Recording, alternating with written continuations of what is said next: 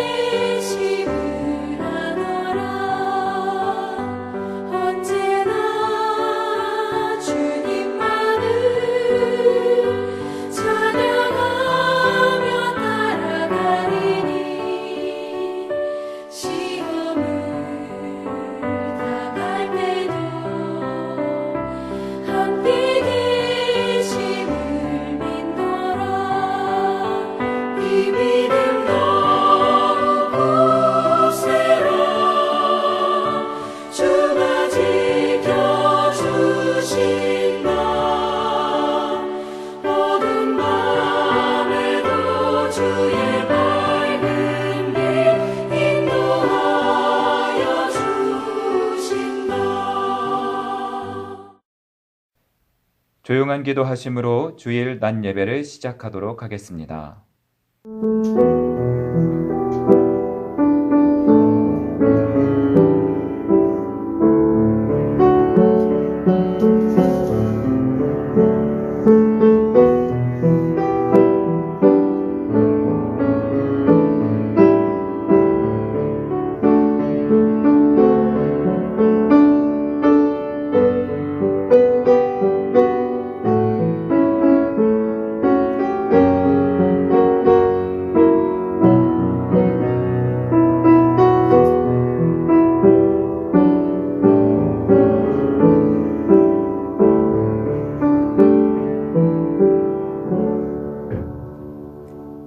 사순절 제3주 주일입니다.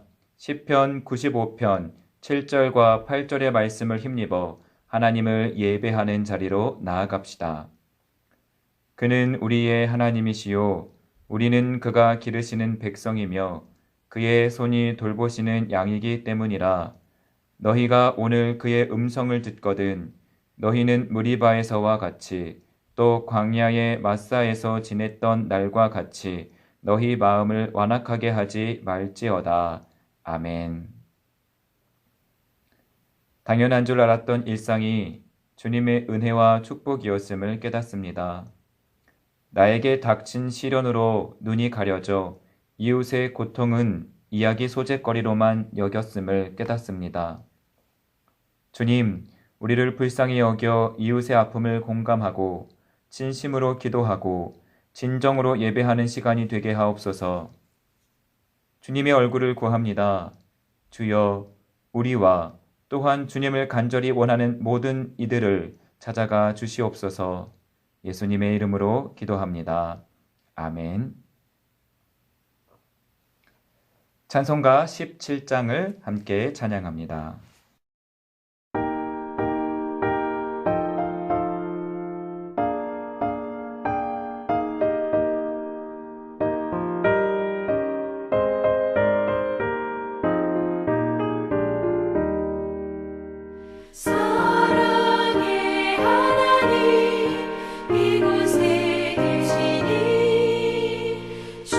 영광이 성전에 가득히 넘치네.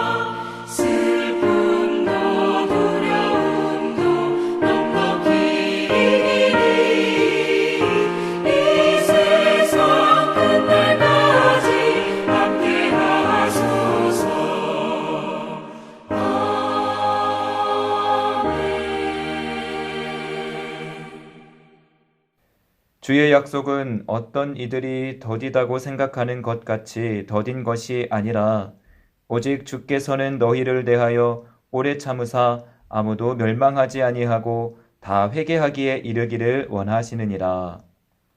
주님께서는 죄를 미워하시지만 또한 모든 죄인이 회개하기에 이르기를 기다리시는 줄로 믿습니다. 주여, 나로 참회하는 심령을 주셔서 진실된 마음으로 회개하도록 이끌어 주소서. 아멘. 회개의 기도를 드립니다.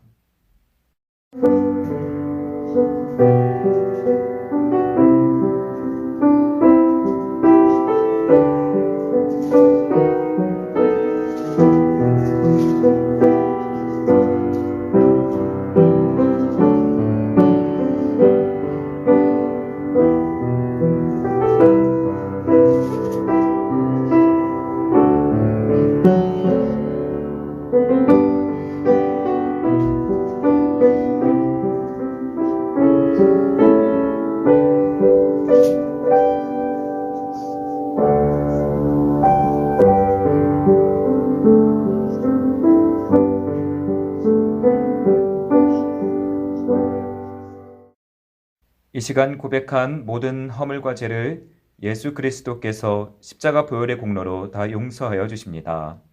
아멘. 성시교독은 교독문 126번, 사순절 3번으로 교독하겠습니다.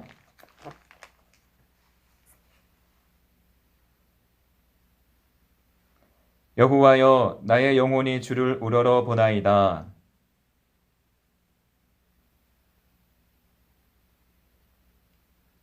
나의 원수들이 나를 이겨 제가를 부르지 못하게 하소서.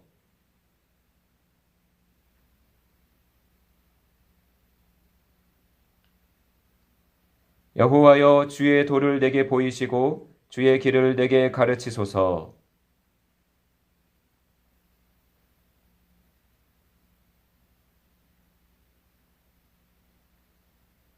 여호와여, 주의 긍휼하심과 인자하심이 영원부터 있었사오니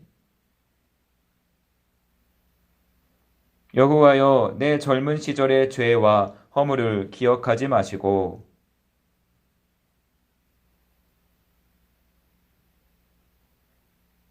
여호와는 선하시고 정직하시니 그러므로 그의 도로 죄인들을 교훈하시리로다.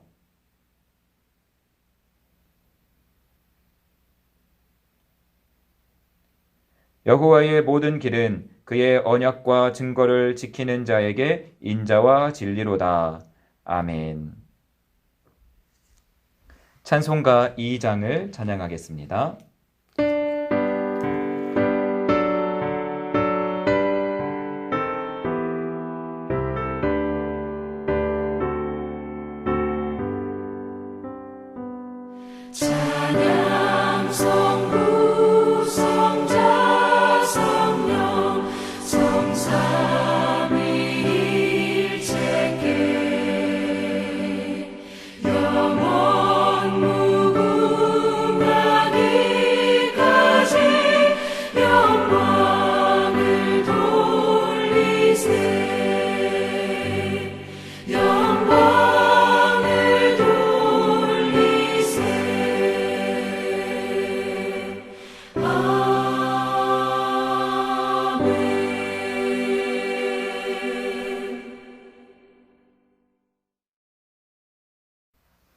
기도 시간입니다.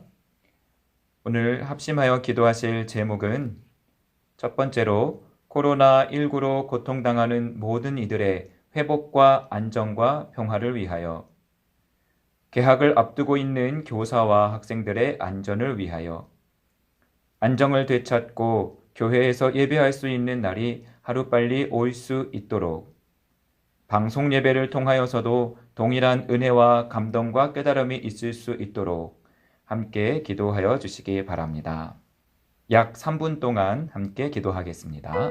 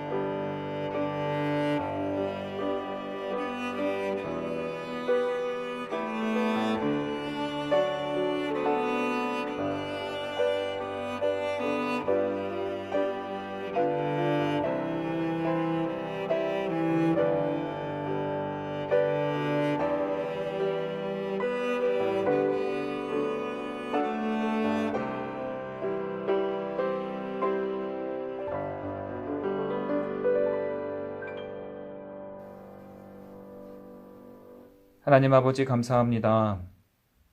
저희들의 기도에 주님께서 귀 기울이시고 주님의 가장 선하신 뜻으로 응답하여 주시는 줄로 믿습니다. 하나님, 코로나19가 빨리 안정을 찾을 수 있게 하여 주시옵소서. 우리가 함께 교회에서 예배 드리는 그 축복을 하루빨리 누릴 수 있도록 주님 도와주시옵소서. 지금 고통받고 있는 모든 이웃들에게 주님께서 찾아가 주시옵소서. 그들에게 꼭 필요한 그것을 주님께서 주시옵소서. 하나님, 우리가 이 시간 예배를 드리려고 합니다. 방송 예배를 통하여서도 하나님께서는 은혜를 주시는 줄로 믿습니다.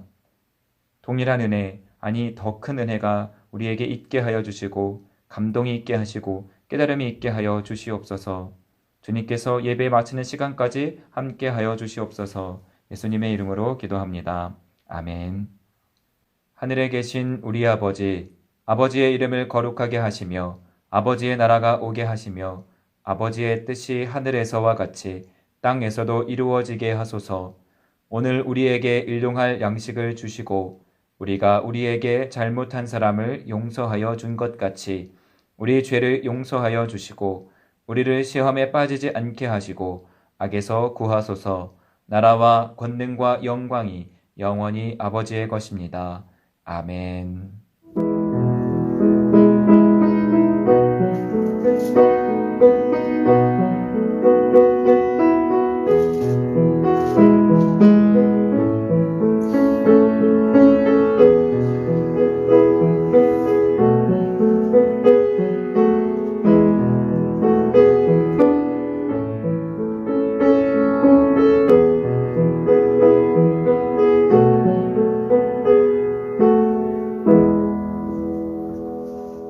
찬송가 338장을 함께 찬양하시겠습니다.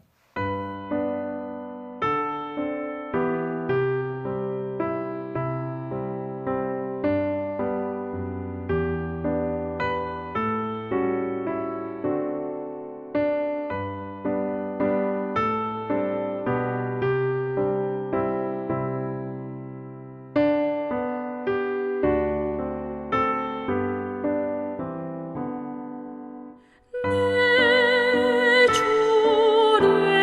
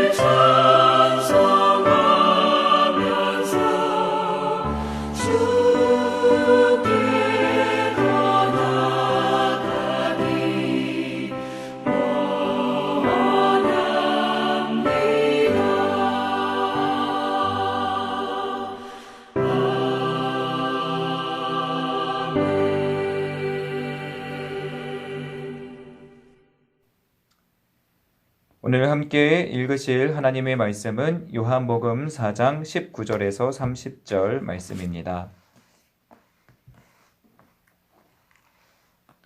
신약성경 147쪽 요한복음 4장 19절에서 30절까지의 말씀 교독하시겠습니다. 여자가 이르되 주여 내가 보니 선지자로소이다.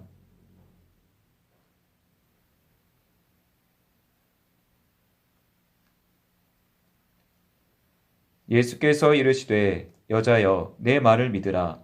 이 산에서도 말고 예루살렘에서도 말고 너희가 아버지께 예배할 때가 이르리라.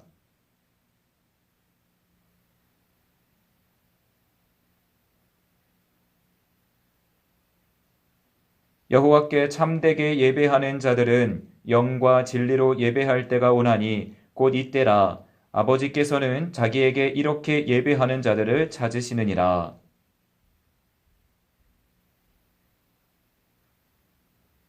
여자가 이르되 메시야 곧 그리스도라 하는 이가 오실 줄을 내가 아노니 그가 오시면 모든 것을 우리에게 알려주시리이다.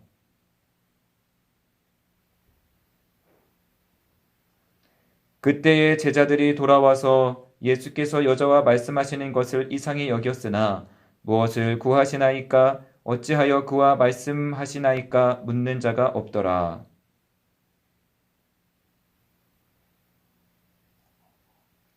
내가 행한 모든 일을 내게 말한 사람을 와서 보라. 이는 그리스도가 아니냐 하니.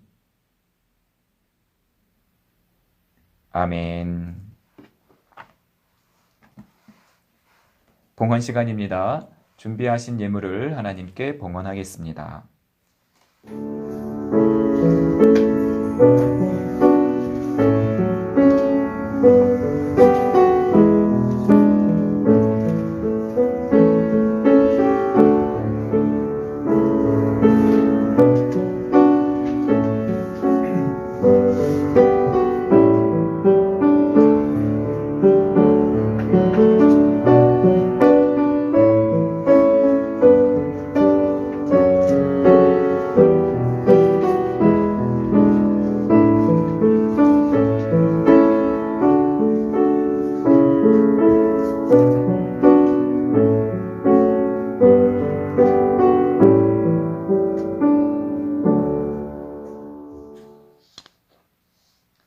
광고 시간입니다. 방송으로 함께 예배하신 고향교회 성도 여러분과 그 밖의 모든 방문자님을 주님의 이름으로 축복합니다. 하나님의 평화가 여러분 모두에게 있기를 축원드립니다. 3월 한 달 동안 방송 예배가 이어집니다. 저와 여러분 모두의 안전을 위한 결정입니다. 아쉽지만 조금 더 사회적 거리두기 실천에 동참하겠습니다. 사순절 기간입니다. 하나님의 사랑과 예수님의 고난을 묵상하시기 바랍니다. 감리교에서 제작한 사순절 묵상집을 카카오톡으로 올려드리고 있습니다. 고향교회 성도님이 아니시더라도 전송받기 원하시는 분은 말씀해 주시기 바랍니다. 오늘 사순절 성경 통독 범위는 마태복음 16장부터 22장까지입니다. 복음성가집 제작을 위해 내가 사랑하는 노래를 추천받고자 합니다. 카카오톡 대화창에 올려드리는 양식을 다운받으시거나 따로 종이를 마련하셔서 작성하신 후 제출해 주시기를 바랍니다. 찬양의 제목과 사랑하게 된 이유 5곡을 적어주시면 됩니다. 5곡이 기준이지만 곡수는 상관없습니다. 다음 주 헌화 담당은 윤한희 청년입니다. 들으신 예물과 오늘 하나님의 말씀을 위해서 함께 기도하겠습니다. 하나님 아버지 감사합니다. 하나님의 말씀을 듣는 시간입니다. 하나님께서 우리 각 사람에게 주시는 말씀을 듣게 하여 주시옵소서. 내 마음의 밭에 그 씨앗이 심기게 하시고 줄기를 내어 열매 맺게 주님께서 햇빛과 물을 더하여 주시옵소서. 하나님께 더 가까이 가는 시간이 되도록 이 시간 인도하여 주시옵소서. 하나님께 예물 드렸습니다. 이 예물을 주님께서 기뻐 받아 주시옵소서. 하나님의 나라가 확장되는 일에 사용되게 하여 주시옵소서. 우리의 마음이 그 예물에 담기어 온전히 전심으로 주님을 사랑하는 마음을 담고 감사하는 마음을 담아 하나님께 드려지게 하여 주시옵소서. 그리고 우리의 삶 또한 주님의 기쁨으로 드려지게 하여 주시옵소서. 예수님의 이름으로 기도합니다. 아멘.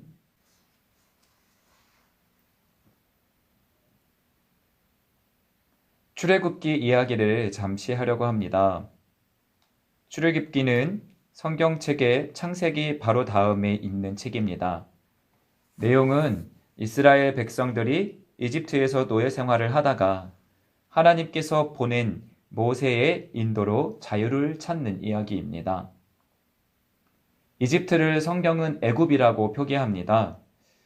애굽을 나왔다고 해서 출애굽입니다. 출애굽기 중에서도 17장에 기록된 이야기 하나를 잠시 말씀드리려고 합니다. 17장에 가면 출애굽한 이스라엘 백성들이 르비딤에 도착하게 됩니다. 하나님께서 약속하셨다는 땅 가나안에 도착하려면 아직 멀었나 봅니다. 하나님께서 자유를 주셨으니 그들에게 편안한 인생이 시작되었냐고요? 아니었습니다. 자유는 얻었지만 이집트 밖은 척박한 사막이었기 때문에 먹을 것이 부족했고 햇빛이 뜨거웠고 계속 걸어야 하기에 체력적으로도 고단했습니다. 그런데 거기에 또 하나 문제가 생겼습니다. 비축한 물이 다 떨어졌는데 도착한 르비딤에도 마실 물이 없었던 것입니다. 백성들은 모세를 찾아갔습니다. 그리고는 따지기 시작했습니다. 우리에게 물을 좀 주십시오. 위기의 상황을 해결하기 위해 그들이 택한 방법은 모세와 다투는 것이었습니다. 모세라고 똑같은 사람인데 무슨 수로 사막에서 물을 내라는 것일까요? 모세가 할 수 있는 일이라면 그들이라고 못할까요? 왜 그들은 다투듯 모세에게 따져 묻는 것일까요? 문제에 봉착했을 때 그들이 모세를 찾아간 이유는 모세가 그들을 이집트에서 데리고 나왔기 때문입니다. 화장실 들어갈 때 마음 다르고 나올 때 마음 다르다더니 출애굽해 나올 땐 할렐루야 하며 하나님을 찬양하고 모세를 칭송하더니 이제 와서는 왜 데리고 나와서 목말라 죽게 하느냐고 불평하고 있습니다. 표면적으로만 보면 이스라엘 백성들이 모세를 지도자로 매우 존중하는 것처럼 보일지도 모릅니다. 모세를 지도자로 인정하고 있는 것이니까요. 하나님께서 항상 모세를 통해서 말씀하시고 모세를 통해서 인도하시니 백성들은 모세를 전적으로 의지하고 있습니다. 그러나 그들의 태도는 그리 건강하지 못합니다. 진심으로 모세를 존중하고 의지했다면 어떻게 그와 다툴 수가 있을까요? 어떻게 노예살이 하던 애굽이 더 좋았다라는 말을 할 수 있을까요? 이 모든 일의 책임을 모세에게 다 떠넘길 수가 있을까요? 이집트로부터 벗어나는 것이 그들의 오랜 기도요 외침이었으면서도 말입니다. 이 말들은 사실 모세를 향해 뱉은 말이라기보다는 하나님께 대하여 뱉은 말입니다. 하지만 하나님께 그렇게 말했다가는 큰 화를 당할 테니 무서워서 그렇게는 못하고 모세를 향해서 쏟아붓는 것이죠.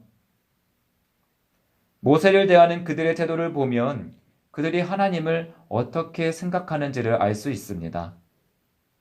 모세는 하나님께서 그들을 향해 세우신 그들을 위해 보냄받은 지도자였으니까요. 모세는 사람이지만 하나님을 대변합니다. 그들의 가장 큰 문제는 하나님을 보지 못하는 것입니다. 하나님을 보지 못하니 자꾸 모세만 눈에 보입니다. 모세에게만 의지합니다. 자꾸 모세가 해결해 주니까 모세만 쳐다봅니다. 모세가 없었을 때는 하나님께 기도로 부르짖던 사람들이 하나님께서 모세를 통해서 일하시니까 모세만 기도하고 또 모세만 탓합니다. 믿음이 오히려 약해진 것처럼 보입니다. 신약 성경 중에 로마서가 있습니다. 사도 바울이 로마 교회에 보내는 편지입니다. 로마서 5장에서 바울은 예수님의 십자가를 이렇게 설명합니다. 예수님께서 십자가에서 죽으심으로 우리를 하나님과 화목하게 하셨다. 원수에서 화목한 자로 완전히 바꾸어 주신 것이다. 출애굽한 백성들이 하지 못한 그것을 우리는 예수 그리스도를 통해서 할 수 있게 되었습니다.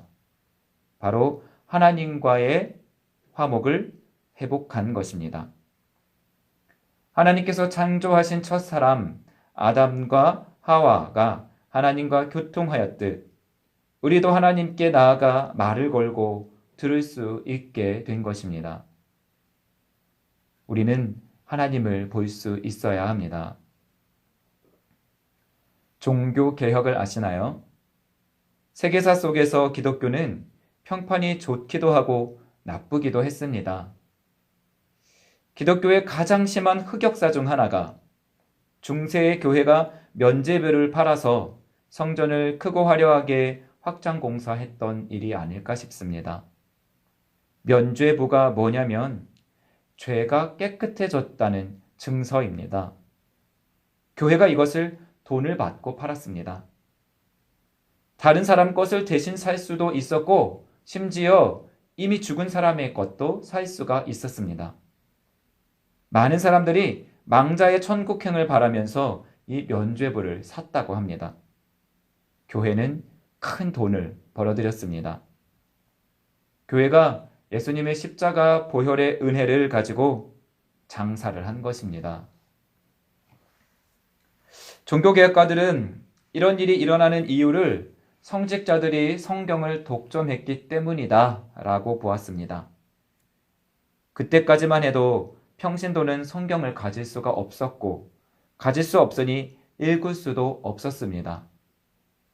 성경이 성직자들에게만 독점되니 평신도는 철저하게 목회자를 의지할 수밖에 없었고 그러니 성직자들의 권세만 하늘 높은 줄 모르고 치솟았습니다. 종교개혁의 가장 큰 업적은 성직자와 평신도가 하나님 앞에서 동일한 인간임을 깨닫게 된 것입니다. 당시엔 성직자들을 신성시하는 경향이 있었습니다.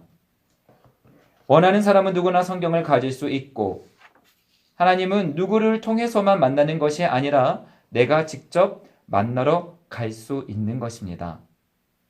사람들은 그제서야 하나님과의 화목을 느끼고 경험하게 되었습니다. 그럼 그때부터 사람들은 누구나 성경을 가질 수 있게 되었으니 성경을 모두가 잘 알게 되었나요? 글쎄요. 성경이 가까이 있게 된 것은 맞지만 정말로 성경을 가까이 두는 사람은 많지 않았던 것 같습니다. 이집트를 나온 이스라엘 사람들이 속박으로부터 자유하게 되었지만 그렇다고 하나님과 가까워진 것은 아니었듯이 말입니다.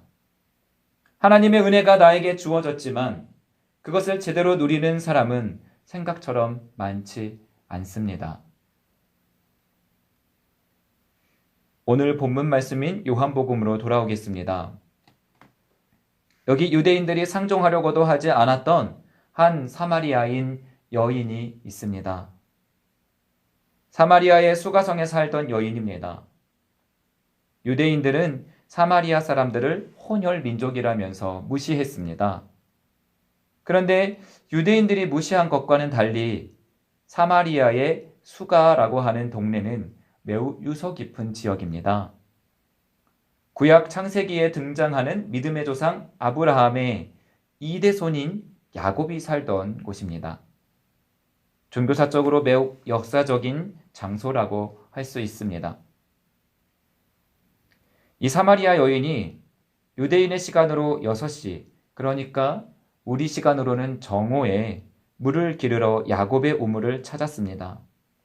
그리고 마침 그리로 지나가다가 쉬기 위해 잠시 멈춘 예수님을 만나게 됩니다. 예수님은 그 여인에게 물을 좀 주시오 라는 말로 대화를 시작하십니다. 그녀는 유대인이면서 어찌 나에게 말을 거십니까? 하면서 의아해합니다. 앞에서 말씀드렸죠. 유대인들은 사마리아 사람들을 무시하고 상종하지 않았다고요. 그녀는 의아해하면서도 그러나 대화를 꽤나 길게 이어갑니다. 그녀는 점점 대화 속으로 빠져들었습니다. 범상치 않은 사람이라고 생각하기 시작했습니다. 그러다가 낯선 사람임에도, 내가 오늘 처음 만나는 사람임에도 자기의 개인적인 치부까지도 꿰뚫어 알고 있는 것에 놀라서 당신은 선지자시로군요 라고 고백하게 됩니다. 이때까지만 해도 아직 예수님을 그리스도라고 깨닫지는 못했습니다. 선지자를 만난 김에 그동안 궁금했던 것 하나를 질문합니다. 우리 조상들은 이곳에서 예배하는데 유대인들은 예루살렘이 예배할 장소다라고 합니다. 그들을 무시하는 유대인들에 대한 분노가 느껴지시죠? 사마리아인들에게는 다윗과 솔로몬의 예루살렘보다도 야곱이 더 오래된 조상이고 야곱이 살던 우리 땅이, 이곳이 더 신성한 곳이라는 자부심이 있었습니다. 그래서 유대인들의 시온산의 예루살렘과 별도로 그리심산이 그들이 예배할 곳이라고 여겼습니다. 수가성의 여인은 어디가 예배에 타당한 장소입니까? 라고 질문하고 있습니다. 하지만 유대인들에게 너무 억눌려서 그랬을까요? 약간은 소심한 물음처럼 느껴지기도 합니다. 여기서 예배해도 되는 것 맞지요? 라고 말이죠. 이 질문에 예수님은 다음과 같은 대답을 주십니다. 이 산에서도 말고 예루살렘에서도 말고 너희가 아버지께 예배할 때가 이르리라. 일단 이 예수님의 대답은 앞뒤가 맞지 않습니다. 이 산에서도 말고 예루살렘에서도 말고까지는 장소를 말씀하시고서는 너희가 아버지께 예배할 때가 이르리라 라면서는 때를 말씀하십니다. 갑자기 장소가 때로 바뀐 것입니다. 왜 그랬을까요? 장소보다 더 중요한 것이 있다는 겁니다. 예루살렘이 맞냐, 그리심산이 맞냐는 틀린 질문이라는 겁니다. 중요한 것은 다른 데 있습니다. 예수님의 대답을 더 들어볼까요? 아버지께 참되게 예배하는 자들은 영과 진리로 예배할 때가 오나니 곧 이때라. 아버지께서는 자기에게 이렇게 예배하는 자들을 찾으시느니라. 중요한 것은 어디에서 예배를 드려야 하느냐가 아니라 어떻게 예배 드려야 하느냐입니다. 하나님께서는 영과 진리로 예배하는 자들을 찾으십니다. 그때가 이미 왔다고 말씀하십니다. 우리는 보통 교회에서 예배를 드립니다. 교회에서 드리는 예배에는 많은 이점이 있습니다. 다른 사람들 눈치 보지 않고 큰 소리로 찬양하고 기도할 수 있습니다. 집에서는 마음껏 예배하는 것에 한계가 있지요. 저도 집에서 방송 예배를 드리면서는 이웃에게 피해가 갈까봐 찬양을 크게 부르지 못합니다. 또 다른 이점은 많은 사람들이 모이기에 더 풍성한 예배와 교제가 가능합니다. 예배에도 더 집중할 수가 있고 교제를 통해 그리스도인됨을 깊이 느끼고 다른 사람의 신앙의 삶을 보면서 나의 신앙을 점검합니다. 그리스도인이라고 하는 동질감도 얻습니다. 그런 이점 때문에 대부분은 교회에서 예배를 드리지만 그렇지 못한 경우들이 있습니다.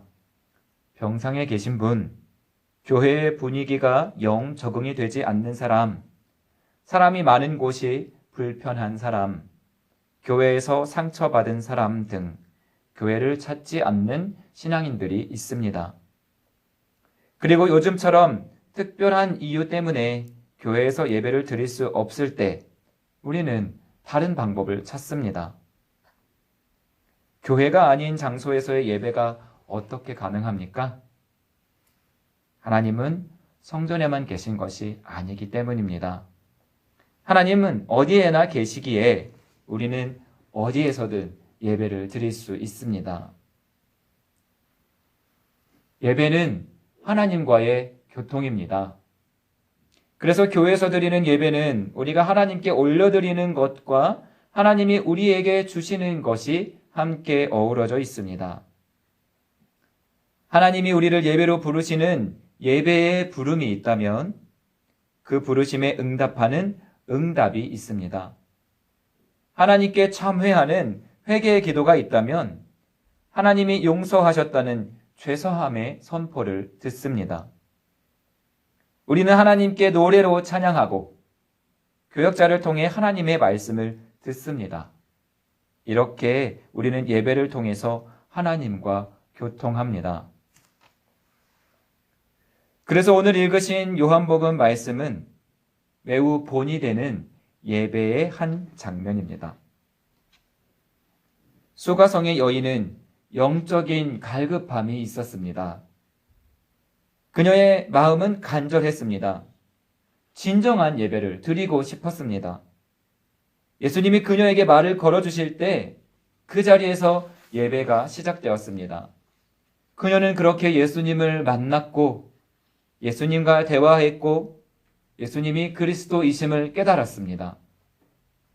그곳은 예루살렘도 그리심산도 어떠한 성전도 아니었지만 어느 예배보다도 진실된 예배가 되었습니다.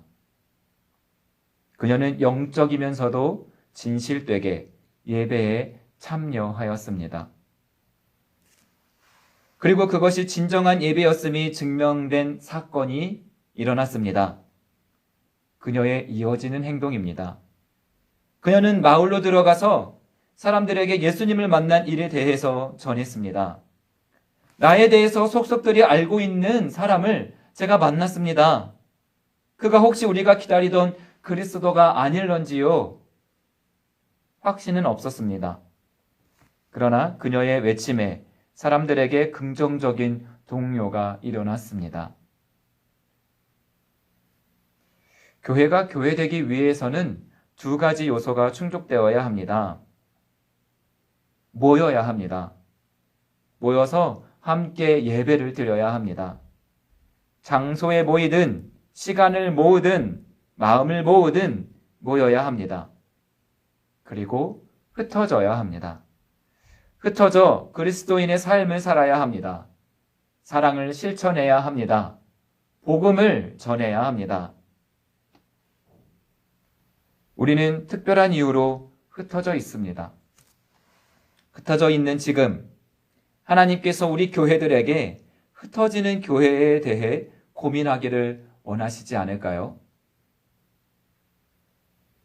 우리는 진정 흩어지는 교회였는가를 점검하고 회개해야 합니다.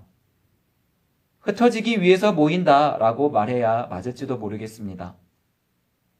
집 밖을 마음 놓고 나가지 못하기에 몸도 마음도 움츠러들어 있지만 그럴수록 교회 밖 이웃과 사회를 향해 우리의 눈과 마음을 돌려보시기 바랍니다. 저 또한 그렇지 못했음을 회개하겠습니다. 둘러보아야 하겠습니다. 우리를 필요로 하는 사람들이 분명히 있지 않을까요? 우리가 영을 다하고 진실된 마음으로 예배를 드린다면 방송으로 예배한다고 부족하지 않습니다. 하나님은 어디에나 계시니 있는 곳에서 하나님을 만나시고 하나님과 교통하시기 바랍니다. 그럼에도 부족한 마음이 드신다면 흩어지는 교회로서 나는 오늘 여기서 무엇을 해야 할까 고민하시기 바랍니다. 하나님이 여러분에게 그 질문에 대한 답을 주시기를 저도 함께 기도하겠습니다. 여러분 모두를 주님의 이름으로 축복합니다. 아멘. 오늘 들으신 말씀을 다시 한번 떠올려 보시면서 묵상으로 기도하시도록 하겠습니다.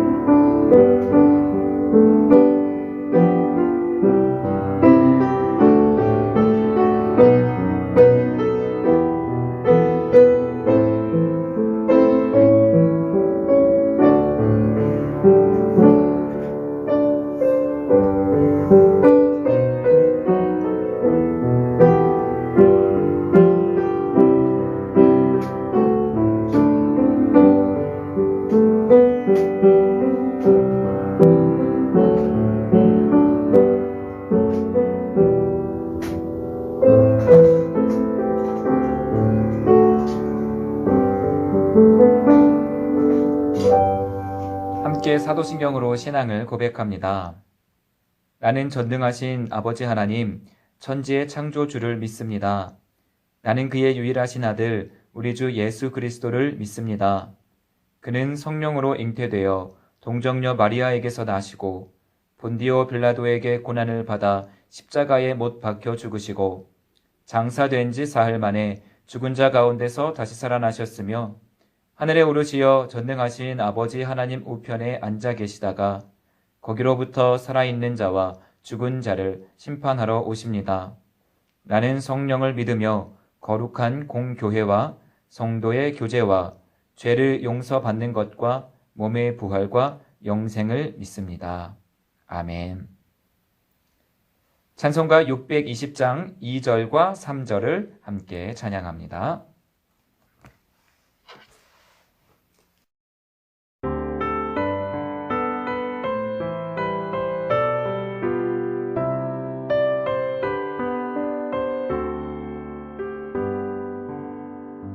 주님이 뜻하시니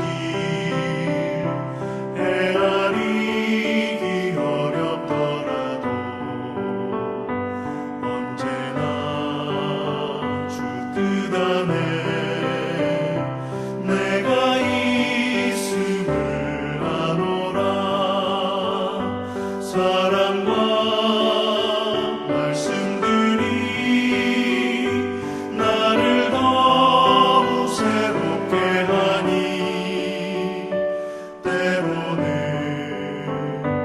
넘어져도 최후 승리를 믿노라.